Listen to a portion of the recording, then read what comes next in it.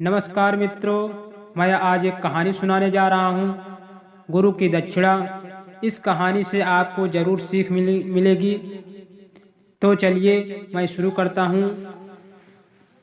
एक बार की बात है, एक बार एक शिष्य ने विनम्रता पूर्वक अपने गुरुजी से पूछा, गुरुजी, कुछ लोग कहते हैं कि जीवन एक संघर्ष है, कुछ अन्य कहते हैं कि जीवन एक खेल है और कुछ जीवन को एक उत्सव की संज्ञा देते हैं। इनमें कौन सही है? गुरुजी ने तत्काल बड़े ही ध्यानपूर्वक उत्तर दिया, पुत्र, जिन्हें गुरु नहीं मिला उनके लिए जीवन एक संघर्ष है, जिन्हें गुरु मिल गया उनका जीवन एक खेल है, और जो लोग गुरु द्वारा बताए गए मार्ग पर चलने लगते हैं, मात्र वे ही जीवन को एक उत्सव का नाम देने का साहस जुटा पाते हैं। यह उत्तर सुनने के बाद शिष्य पूरी तरह से संतुष्ट न था। गुरुजी को इसका आभास हो गया। वे कहने लगे, लो, तुम्हें इसी संदर्भ में एक कहानी सुनाता हूँ। ध्यान से सुनोगे तो स्वयं ही अपने प्रश्न का उत्तर पा सकोगे। उन्होंने जो कहानी सुनाई वह इस प्रकार थी। एक बार की बात है, किसी गुरुकुल में 3 शिष्यों ने अपने अध्ययन संपूर्ण करने पर अपने गुरुजी से यह बताने के लिए विनती की उन्हें गुरु दक्षिणा में उनसे क्या चाहिए। गुरुजी पहले तो मंद मंद मुस्कुराए और फिर बड़े स्नेह पूर्वक कहने लगे, मुझे तुमसे गुरु दक्षिणा में एक थैला भर के सूखी पत्तियां चाहिए, ला सकोगे? वे तीनों मन ही मन बहुत प्रसन्न हुए, क्योंकि उन्हें लगा कि वे बड़ी आसानी से अपने गुरुजी की इच्छा पूरी कर सकेंगे। सूखी पत्तियां तो जंगल में सर्वत्र बिखरी ही रहती हैं। वे उत्साहपूर्वक एक ही स्वर में बोले, गुरुजी, जैसी आपकी आज्ञा। अब वे तीनों शिष्य चलते चलते एक समीपस्थ जंगल में पहुंच चुके थे, लेकिन यह देख कर कि वहां पर तो सूखी पत्तियां केवल एक मुट्ठी भरी थी, उनके आश्चर्य का ठिकाना न रहा। वे सोच में पड़ गए, आखिर जंगल से कौन सूखी पत्तियां उठाकर ले गया होगा। इतने में ही उन्हें दूर से आता हुआ कोई किसान दिखाई दिया।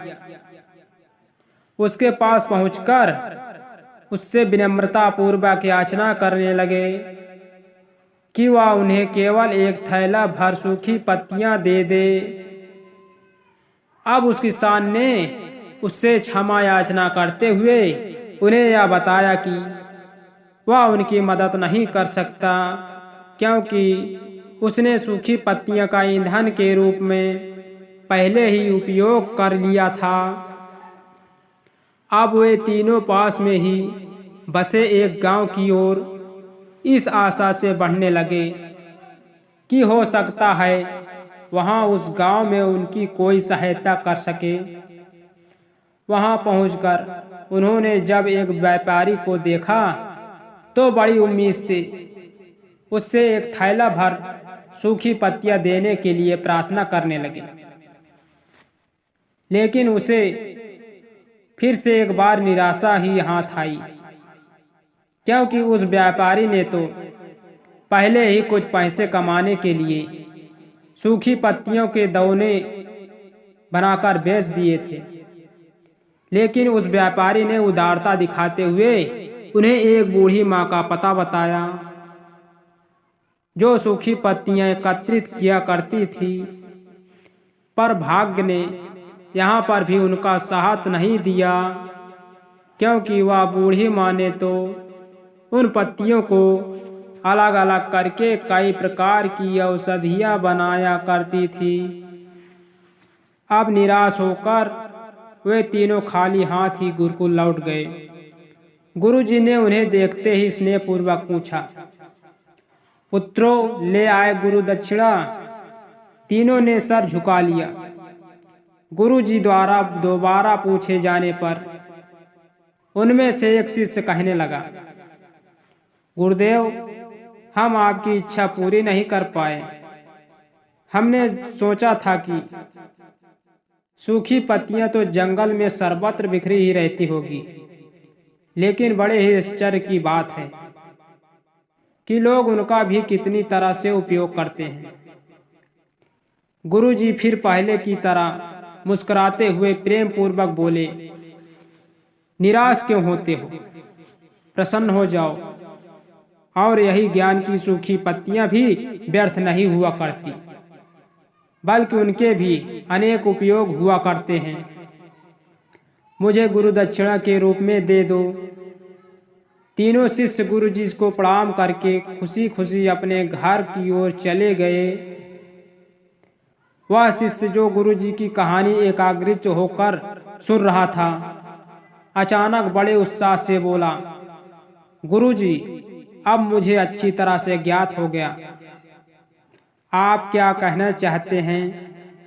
आपका संकेत वस्तुतः इसी की ओर है कि जब सर्वत्र सुलभ सूखी पत्तियां भी निरर्थक हो या बेकार नहीं होती, तो फिर हम कैसे किसी भी वस्तु या व्यक्ति को छोटा और महत्वहीन मानकर उसका तिरस्कार कर सकते हैं।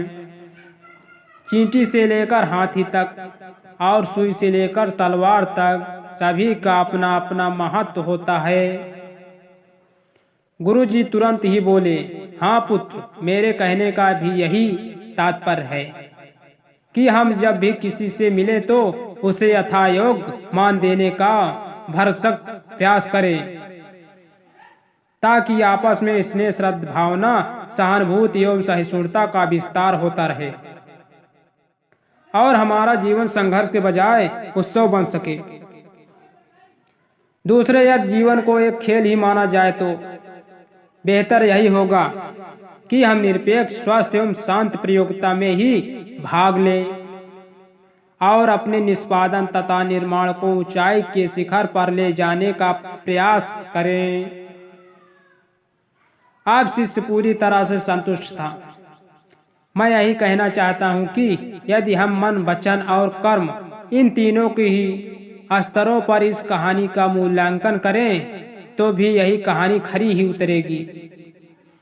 सबके प्रति पूर्वाग्रह से मुक्त मन वाला व्यक्ति अपने वचनों से कभी भी किसी को आहत करने का दुस्साहस नहीं करता और उसकी यही ऊर्जा उसके पुरुषार्थ के मार्ग की समस्त बाधाओं को हर लेती है।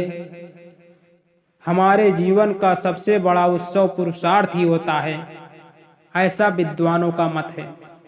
तो दोस्तों, आशा करता हूँ कि यह हमारी वीडियो और कहानी आपको जरूर पसंद आई होगी।